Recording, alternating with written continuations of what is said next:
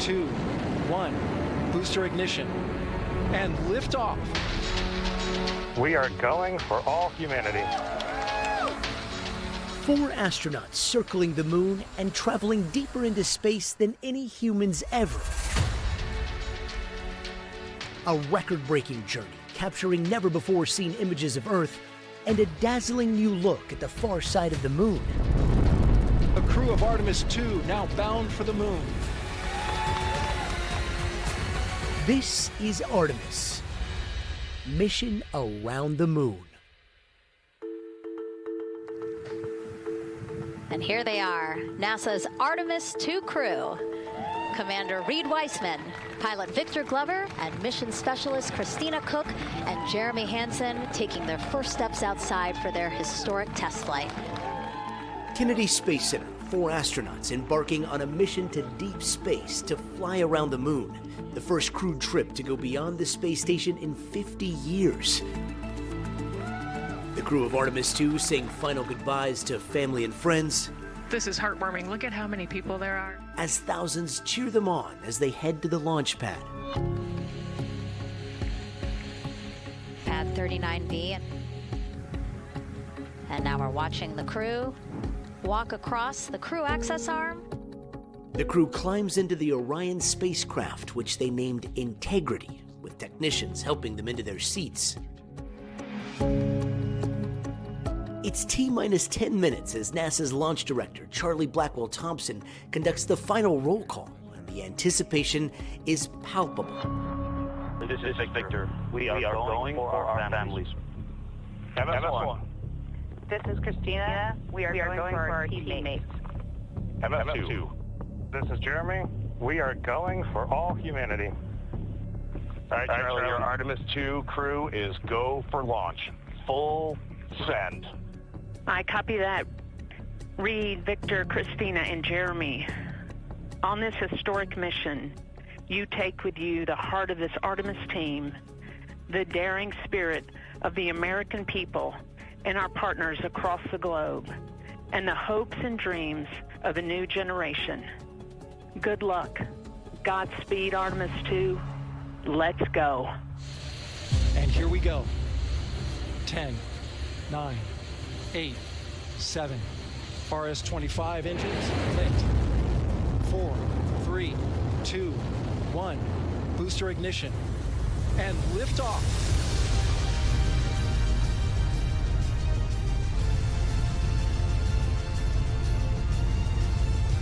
The crew of Artemis II now bound for the moon. Humanity's next great voyage begins.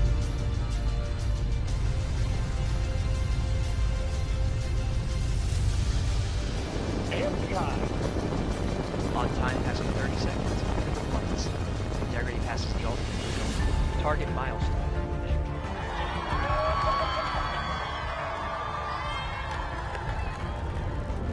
Houston now controlling the flight of Integrity on the Artemis II mission around the moon. Integrity, AMT high. Oh my god. I can see so good. Imagine I was in that rocket. Integrity, 3 miles in altitude. Traveling more than 1,200 miles per hour.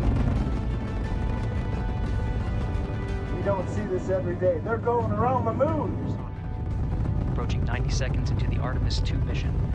Integrity is 14 miles in altitude, 8 miles downrange, traveling more than 2,600 miles per hour.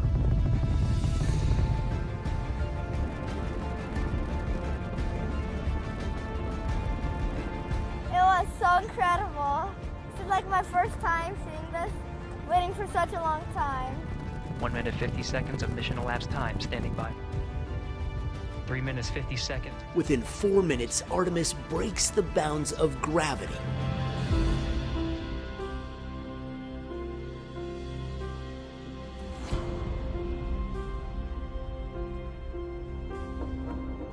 You know, it was a ride where you're trying to be professional, but the kid inside of you wants to break out and just hoot and holler.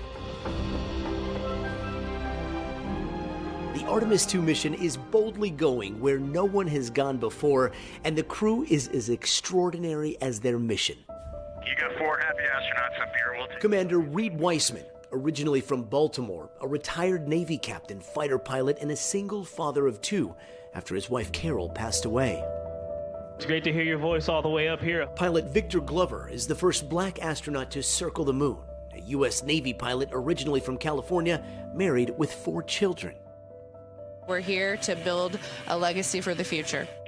Mission specialist Christina Koch is the very first woman to travel around the moon. A flight engineer growing up in Michigan and North Carolina. I wish I could have got here sooner. And astronaut Jeremy Hansen is a former fighter pilot and aquanaut heading to space for the first time. He's married with 3 teenagers and proud to be the first Canadian headed to the moon. After their first night in space, Commander Wiseman reflected on the start of their journey. So we've got 2 moon rises that we've had so far, and the views of planet Earth. We forgot how beautiful it is to look down on Earth.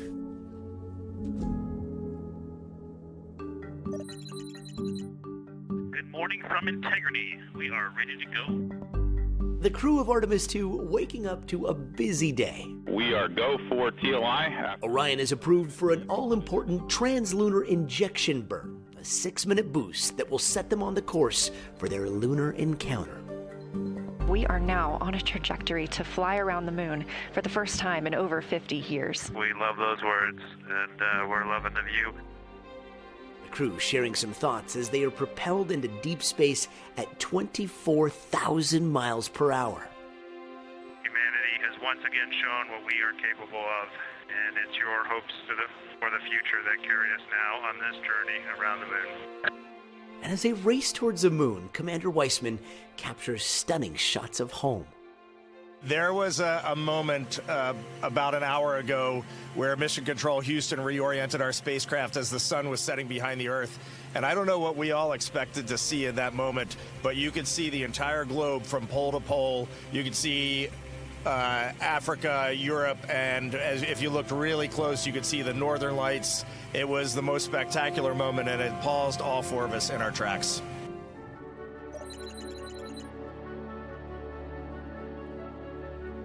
All right, it was really great to wake up this morning and look out the window and see the full moon off the front of the vehicle. There's no doubt where we are heading right now. The crew is well on its way, more than halfway to their farthest point in their journey. This video showing the Orion capsule with the moon now off in the distance. Commander Wiseman reflecting on their momentous mission. We have been to the moon before in 1968 through 1972. It's been a long time since we've been back. And I got to tell you, there is nothing normal about this. Sending 4 humans 250,000 miles away is a Herculean effort, and we are now just realizing the gravity of that. The gravity of the moment lifting when the crew witnessed something only 24 other people have ever seen in the history of humanity: the far side of the moon. It was just absolutely spectacular. I think that one of the interesting things that happens when you look at a moon that inherently just looks different is like the darker parts just aren't quite in the right place, and something about you senses that is not the moon that I'm used to seeing. And sure enough, we got out our lunar targeting information, and we matched up, and we're like, yeah, that is the dark side. That is something we have never seen before.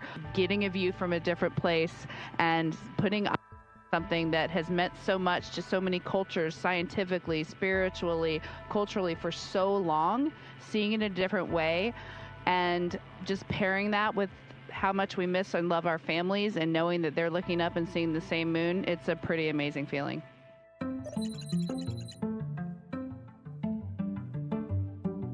We heard a rumor up here that it is actually Saturday back on Earth. We have definitely lost track of the days.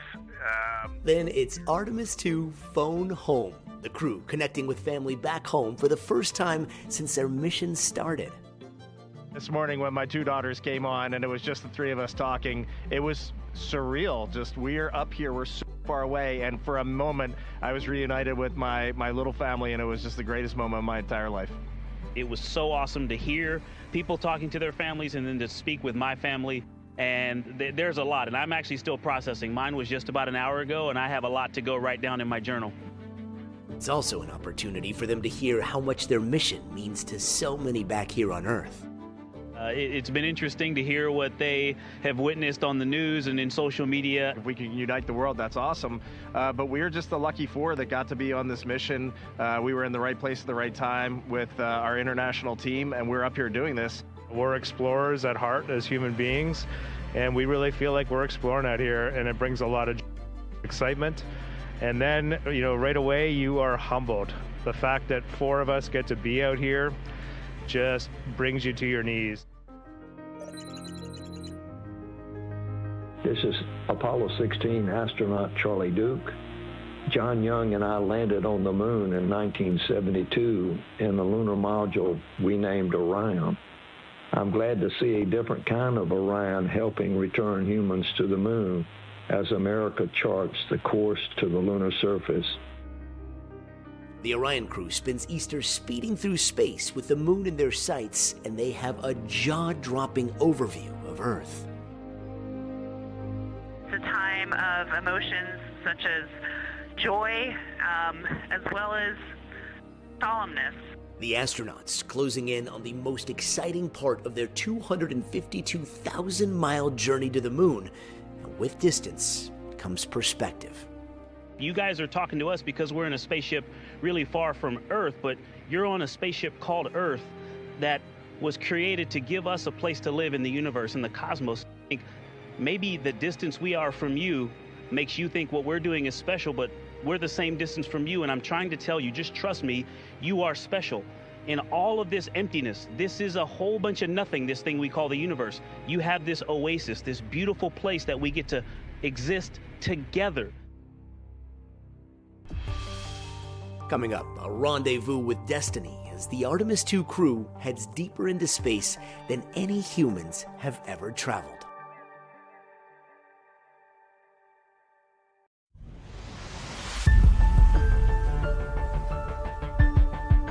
The crew of Artemis is now moments away from the climax of their incredible journey. Soon, they will be the first crew to ever see the entirety of the far side of the moon.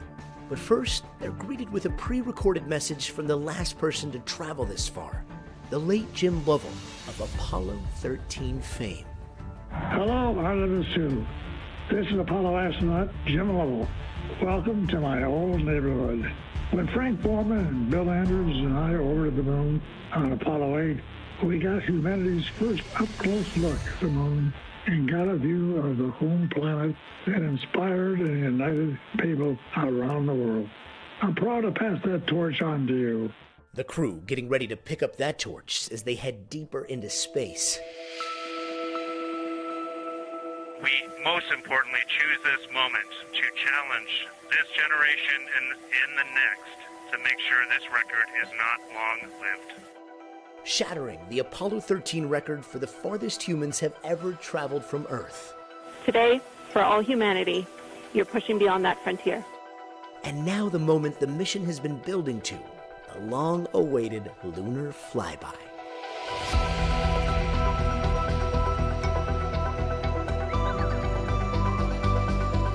We have two folks at the window deep in discussion talking about all of the awesome features that they're seeing.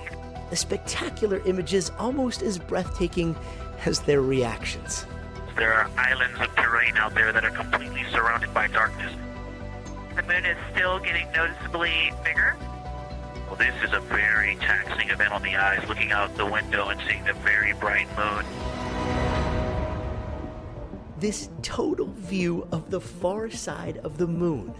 There's a nice crater right at the South Pole. All the really bright new craters, some of them are super tiny, most of them are pretty small. Then rising above the lunar pole, updating the iconic Apollo 8 picture from 1968. The massive Oriental Basin, the moon's Grand Canyon, 600 miles across. Then the Terminator line between sunlight and darkness. Man, when you look at the Terminator, it is just like impossibly rugged. The astronauts also beaming back never-before-seen snapshots from space. And a slice of Earth hundreds of thousands of miles away. And then this moving moment. Our scientists science team helped us out with a couple of relatively fresh craters on the moon that have not been previously named, and our crew would like to propose a couple of potential names for those items or those areas. And we spent a bit of time this morning looking out the window, and we're able to see them now both with our naked eye and through the long lens. And so we feel this is a good time to send this down. And especially meaningful for this crew is a number of years ago we started this journey in our close-knit astronaut family, and we lost a loved one. And there's a feature in a really neat place on the moon, and it is on the near side, far side boundary. In fact, it's just on the near side of that boundary. And so at certain times of the moon's transit around Earth, we will be able to see this from Earth. And so we lost a loved one. Her name was Carol, the spouse of Reed, the mother of Katie and Ellie. And we would like to call it Carol. The crew visibly emotional. Wiseman blowing kisses and throwing a heart back to his two daughters. Then, as the crew passes behind the moon, a planned loss of radio contact for 40 minutes. From all of us, it's a privilege to witness you carrying the fire past our farthest reach. Thank you. Godspeed. As we prepare to go out of radio communication, we're still to feel your love from Earth, and to all of you down there on Earth and around Earth. We love you from the moon. Houston copies. We'll see you on the other side. In that time, the crew getting the closest they ever have to the moon, flying just over 4,000 miles from the lunar surface. They emerge to a new Earthrise, the Earth coming back into view on the opposite edge of the moon. Astronaut Christina Koch with this empowering message as they make contact with Mission Control again. It is so great to hear from Earth again. To Asia, Africa, and Oceania, we are looking back at you. We hear you can look up and see the moon right now. We see you too. When we burned this burn towards the moon, I said that we do not leave Earth, but we choose it. And that is true. We will explore, we will build ships, we will visit again. We will construct science outposts, we will drive rovers, we will do radio astronomy, we will found companies, we will bolster industry, we will inspire. But ultimately, we will always choose Earth. We will always choose each other. Then another first, a total solar eclipse, which no one has ever seen before from the moon. We just went sci-fi. This has, it just looks unreal. You can see the surface of the moon between, I guess, the Earthshine. I guess Earthshine. You can actually see a majority of the moon. It is the strangest looking thing that you can see so much on the surface. It's indescribable. No matter how long we look at this, our brains are not processing this image in front of us. It is absolutely spectacular, surreal.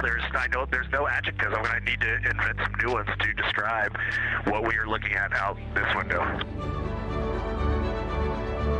Astronauts receiving a presidential congratulations. Very special hello to Artemis II. Today you've made history and made all America really proud. There's nothing like what you're doing, circling around the moon for the first time in more than a half a century.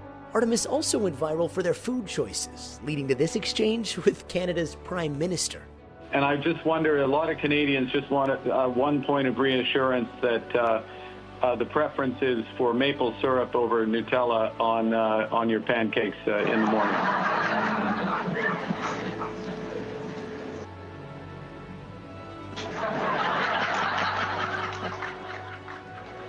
I'll take that as a yes. I hope. Absolutely, sir. I can send Christina to get the SERP right away, but we definitely have it on board. It can make another guest appearance. Canadians couldn't be more proud of you personally, but this mission and our collaboration with the United States. From over 252,000 miles away, their mission nearly complete. Coming up, the Artemis II crew turns towards Earth, gearing up for their 3-day journey back home.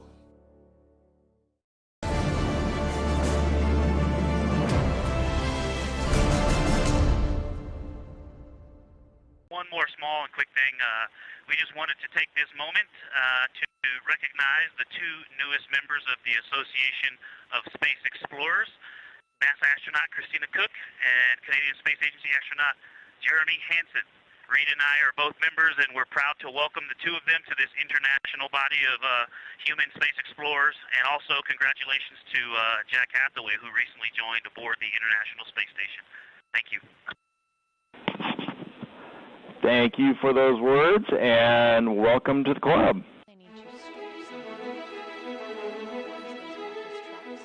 The crew of Artemis II is getting ready to say goodbye to what has been 10 incredible days in space. NASA preparing to safely welcome the crew back home. But Artemis II is only the beginning. Part of our ethos as a crew and our values from the very beginning were that this is a relay race. In fact, we have batons that we bought to symbolize physically that. We plan to hand them to the next crew, and every single thing that we do is with them in mind. And we have actually been diligent to try to fix everything, and we're always thinking from the perspective as what is the next crew going to think about this? How will this help them to succeed? This is the beauty of this program. It brings an international collaboration, sets big goals, and doesn't just talk about them, but goes after them and gets it done. We're going to need the advances in robotics. It's really hard out here. We're a long way from home. We've been learning the entire journey. We've been watching Mission Control learn. And so when we get, these next generation robotics on the surface of the moon and out in deep space, there's going to be some challenges, there's going to be some failures along the way, and there's going to be some learning that happens. As NASA ushers in a new golden age of space exploration, they're building to 2028 when astronauts are set to return to the surface of the moon and take a giant leap back to the future with Mars on the horizon. But for now, at least, the focus is on this crew's accomplishments. I'll be honest and say I've actually been thinking about entry since April 3rd, 2023, when we got assigned to this mission. And one of the first press conferences we were asked, what are we looking forward to? And I said splashdown, and it's kind of humorous, but it's literal as well, that we have to get back. There's so much data that you've seen already, but all the good stuff is coming back with us. There's so many more pictures, so many more stories. Gosh, I haven't even begun to process what we've been through. It's a bright spot on the moon. When Jeremy spelled Carl's name, C-A-R-R-O-L-L. For me, that's when I was overwhelmed with emotion, and I looked over and Christina was crying. I put my hand down on Jeremy's hand as he was still talking, and I could just tell he was trembling, and we all pretty much broke down right there. And just for me personally, that was kind of the pinnacle moment of the mission for me. That was, I think, where the four of us were the most forged, the most bonded, and we came out of that really focused on that day ahead. And that bond, that indescribable human connection that compels us to reach for the heavens, is what defines us as a species, and in pursuit of expanding our consciousness beyond Earth into the stars for all of humanity, the bravest among us will climb aboard a towering rocket. 4, 3, 2, 1. Booster ignition. And liftoff. Ride over 8 million pounds of thrust into space around the moon and return home to our beautiful planet, cocooned in human ingenuity, to the moon and beyond.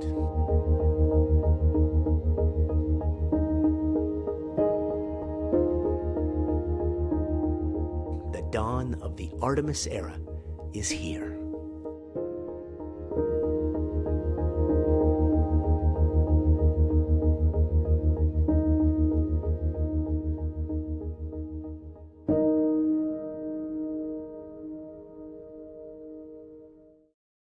We thank you for watching, and remember, stay updated on breaking news and top stories on the NBC News app or watch live on our YouTube channel.